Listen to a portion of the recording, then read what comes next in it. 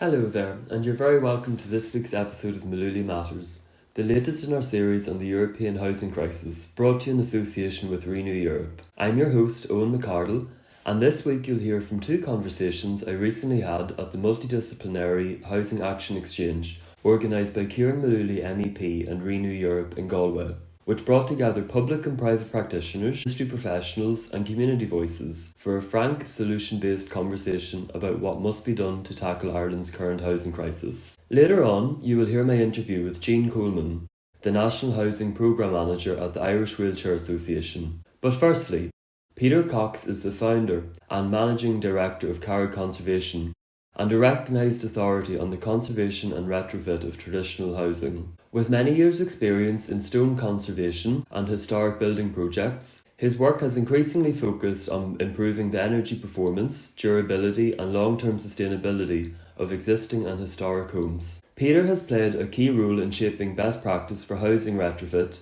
within a conservation context, advising government bodies, local authorities and housing providers in Ireland and in the UK. A Fellow of the Royal Society of Arts, he is closely involved in all Carrig projects, ensuring housing-led solutions align with sound building science and conservation principles. In our conversation, Peter discusses the need for energy refitting older buildings to make them livable in the current age, his recommendations for solving the ever-present issue of derelict properties in the Irish housing market, making the most of above-shop rental units in our town centres, and whether he sees a glimmer of hope for historic and vacant properties in the Irish Housing Commission's recent report. I started off by asking Peter about the type of work that Carrig Conservation is involved in. Okay, I started Carrig 32 years ago, which I can't believe, and we set up as a material science-based conservation consultancy offering architects, engineers, building owners, state owners a technical solution to the conservation of our historic buildings. Over the years, we got exposed to other elements, and in 2009, when the first energy performance directive in buildings came in, and 28 then countries of Europe signed it into law, we realised that our older buildings might suffer by maladaptation, we call it, which is putting the wrong products, modern products, into an old building. An old building does need to breathe, and if you put a blocking insulation, for instance, it's creating problems not only for the building but also for the occupants. So I was exposed and I was asked to sit on an international committee to write a European standard for the energy retrofit of our older buildings. And that gave me a lot of knowledge which I brought back into Carrig, and we now have a complete unit within Carrig that just deals with kind of advising people on how best to energy retrofit their buildings. We also write a lot of kind of policy documents, and the most recent one we did for the Department of Housing, Local Authority and Heritage in Ireland was the guidelines to the retrofit of older buildings. That was released in 2024, and it's now kind of the Bible, if you like, of how to retrofit. Just a very quick one, about 6 or 7 years ago, I got asked by a department, would we look at climate change and heritage? And we now have a complete unit working on that, and just last week we launched a climate risk assessment on Skellig Michael, one of our World Heritage sites. So that's the kind of, and we work internationally. We're based in Dublin, we have an office in London, we have a small office in Naples, Italy, and then we have relationships with bigger companies, one in Montreal and one in Melbourne. So we work internationally, and therefore we gain a lot of knowledge of what other countries are doing, and we can bring that back to the Irish market. So yesterday we were talking in the event about tackling dereliction in Irish properties. What would be your number one recommendation that the government needs to implement to tackle the issue of dereliction, derelict properties, to get these houses in a livable state? Yes, I probably have two, actually, if I may. One is we really need to step up. Most local authorities have what's called a vacant housing officer, but they also have an enforcement officer. But generally, there's only one person in that enforcement. And if we were able to serve quicker, faster enforcement notices, then the buildings wouldn't get so bad. And therefore, they'd be easier, cheaper, and quicker to restore. I noticed I lived in Wexford for the last year temporarily, but I walked past this derelict shop and 3-story building, and it had 14 enforcement notices on it, spreading over like 10 years, which was just bizarre. But obviously the council couldn't find the owner or whoever was responsible. So that's one thing. If we up kind of resourced enforcement. The other one that has been discussed, but it hasn't been kind of legislated for. What we find is the CPO, compulsory purchase order, is a good vehicle, but that puts the responsibility on the local authority. They have to engage a solicitor. They have to then take the initiative to start proceedings against the owner. And the owner can then fight back. And I don't think I've seen a CPO actually go through within 2 years. It's usually 3 to 5 years. And meanwhile, the building is decaying all the time. With a compulsory sales order, we feel that puts the onus on the building owner or the site owner, that the local authority has the power to serve a compulsory sales order. And the conditions of that would be that you have 6 months to do something to refurbish this building and get it in reuse, or you sell it. And that puts a time frame on it, but it also relieves the local authorities of having to go through this torturous legal procedure of compulsory purchase order. Another aspect of your work that you talked about yesterday was properties above shops. Yeah. In town centres, and very often now in Ireland we see that they're not being used. You mentioned yesterday in Callan, County Kildare? Kilkenny, apologies. 74% of properties above shops on a street in the main city centre was, in the main town centre rather, was unoccupied.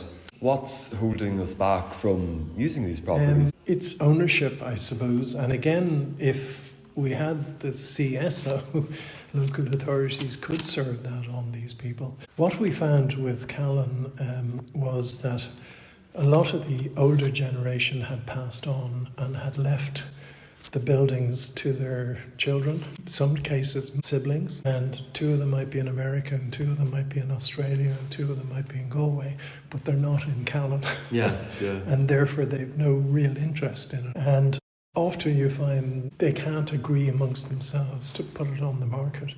And then as it gets more derelict, of course, it's not worth anything. But in the case of our Callan study, we did convince Kilkenny County Council to actually purchase 2 of the buildings by negotiation, not by CPO. And they agreed terms and they bought these 2 buildings. They're now out to consultation on what they want to do with the building. And there's an architect appointed and they've done a scheme. And we reckon if those 2 buildings are put back in use, then others will start following because there'll be more activity on the street. You might find a cafe starting up or a convenience store. So it's a snowball.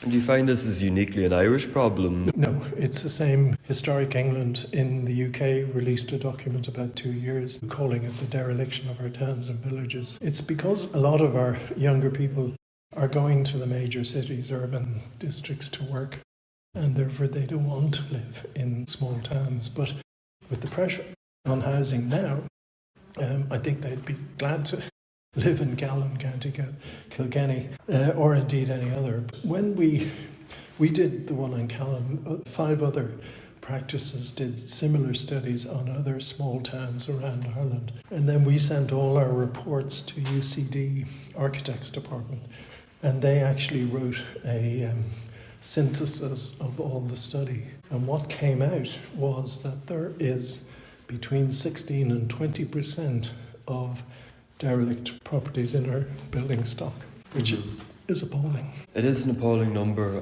For this 16%, I'm sure you've read the Housing Commission's report that came out this year.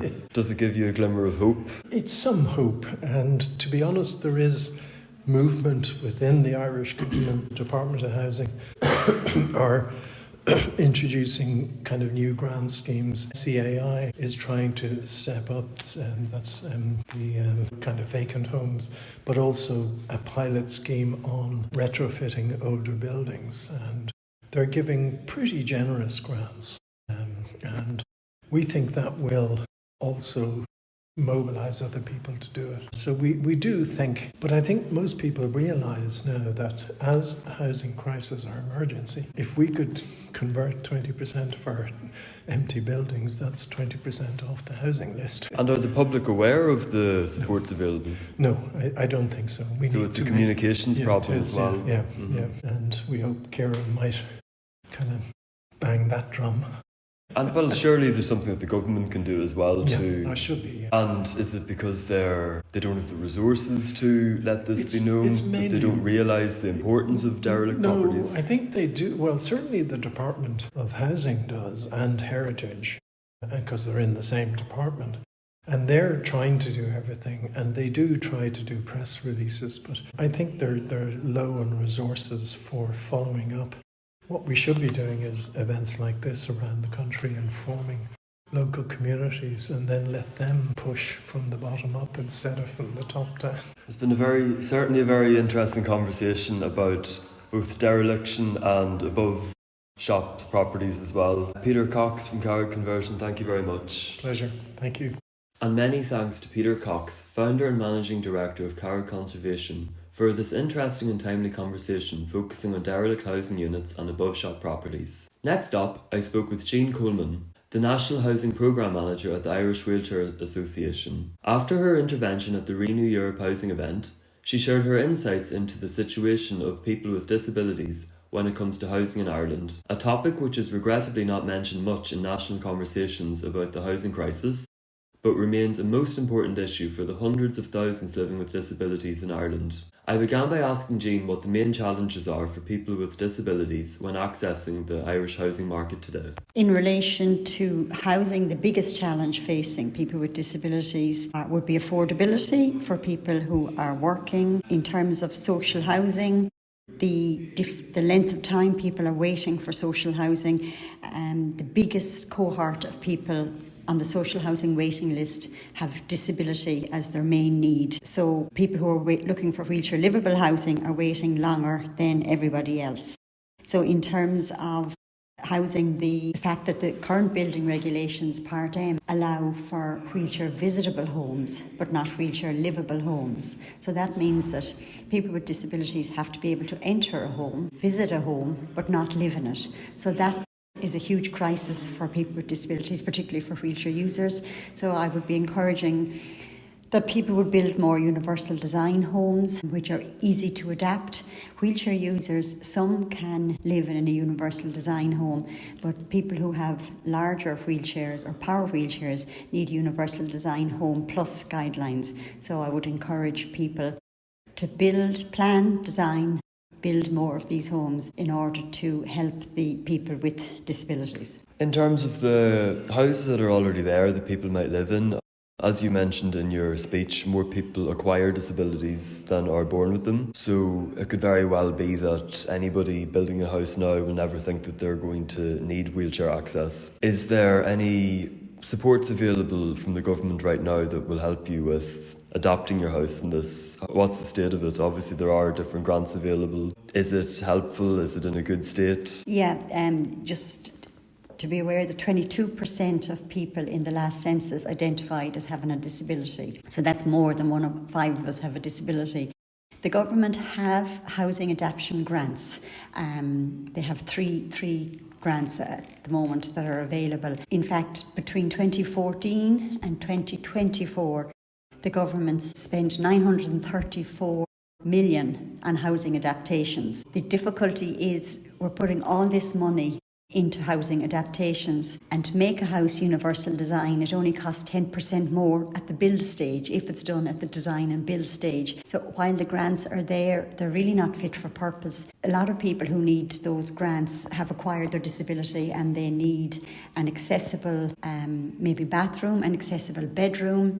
There's 40,000 available, maximum on I think it's 40,000 now for the housing adaptation grant, and with current building costs that doesn't go anywhere near, you barely get a new kitchen for that, never mind build on an accessible bathroom or bedroom. And for those who are eligible for the grants, I'm sure it's a complicated process as well to get the forms filled in. It's actually, the one good thing is the 3 grants are all in the one form. Okay. And there is a gradient system, so you can earn, if you earn over 66,000, you're not eligible for any grant, but underneath that there's a decreasing system where you can get it. The form itself isn't too bad. The biggest difficulty for people with forms is filling out the social housing application form. That's quite a lengthy, complex form. So I suppose as part of your role, a lot of it would be to walk people through the form, is it? Yeah, we support people completing the application form, and one of the big campaigns that we have it's called Think Ahead, Think Housing. And we encourage people with disabilities to think about their own future and plan for the future housing requirements. Because if local authorities or government don't know what people's needs are, they can't plan to meet them. So we very much we tell people about their right to housing and to apply for housing. And a lot of people are living involuntarily with parents. So we would remind them that they can actually choose. The government National Housing Strategy for Disabled People talks about the vision of that is that people can choose where they live and with whom they live. So it's very important that people with disabilities have that choice. The reality for a lot of people with disabilities is, particularly people who acquire disabilities, they actually can end up in nursing homes. So the Wasted Lives report that came out a couple of years ago, I think it was 1,200 people living in nursing homes. While some have come out, the same number have gone back in. So the net result is the same. So you can imagine people your own age have car accidents, any kind of accident. They're in hospital for months. Their own home isn't accessible, or they may need a complex care package, so they actually end up in nursing homes. So I would know a lot of young people living in nursing homes who do not wish to be there. Exactly, these people are more than capable of living they want to live by themselves. The issue is accessibility. And for us, we believe that everybody can live independently with supports. So an accessible home is one aspect of it. The other aspect for a lot of people is a supported care package or a support package. So for some people, we have some people in our houses here in Galway who have nearly 24/7 PA support. But that means they can live independently. They make the choices, and living independently, things for yourself. It's about having control over what you do.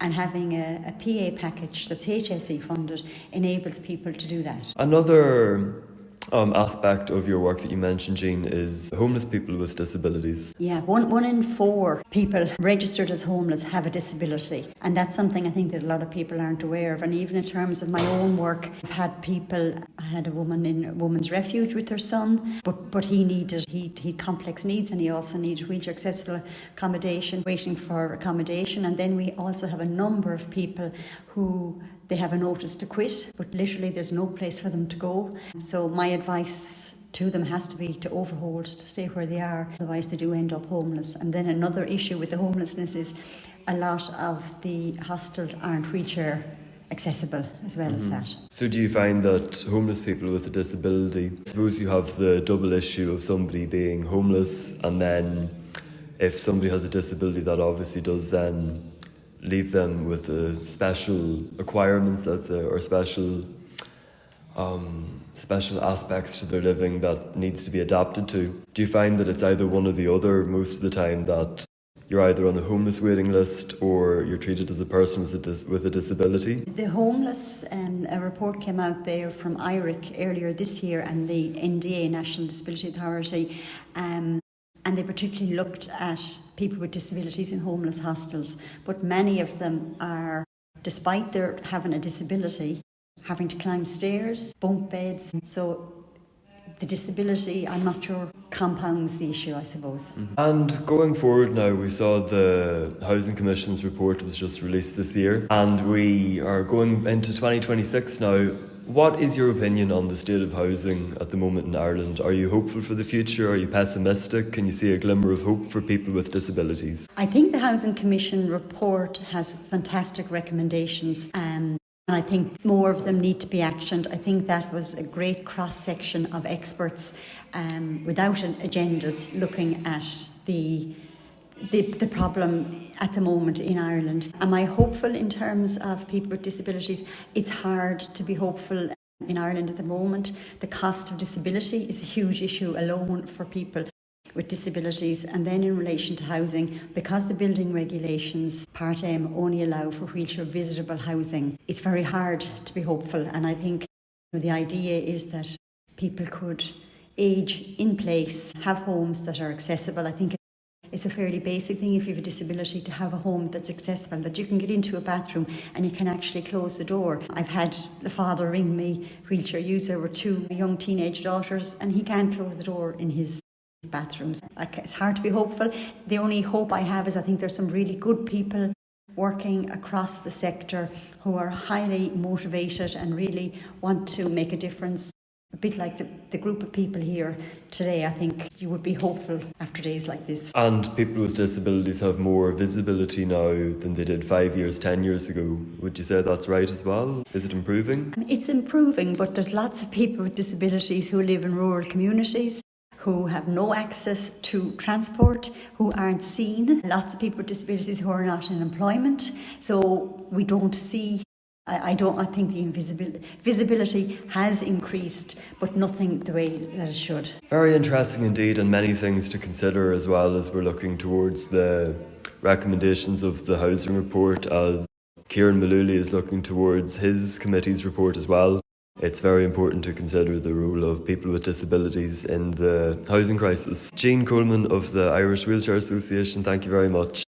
And a very warm thank you to Jean Coleman, the National Housing Programme Manager at the Irish Wheelchair Association, for highlighting the needs of those living with disabilities when it comes to our national conversation on the housing crisis. Make sure to join us for next week's episode of Mullooly Matters, where we will gather more insights from Ciaran Mullooly's housing event in Galway, brought to you in association with Renew Europe. Be sure to never miss an episode of Mullooly Matters by hitting subscribe on our podcast. Until next time, goodbye.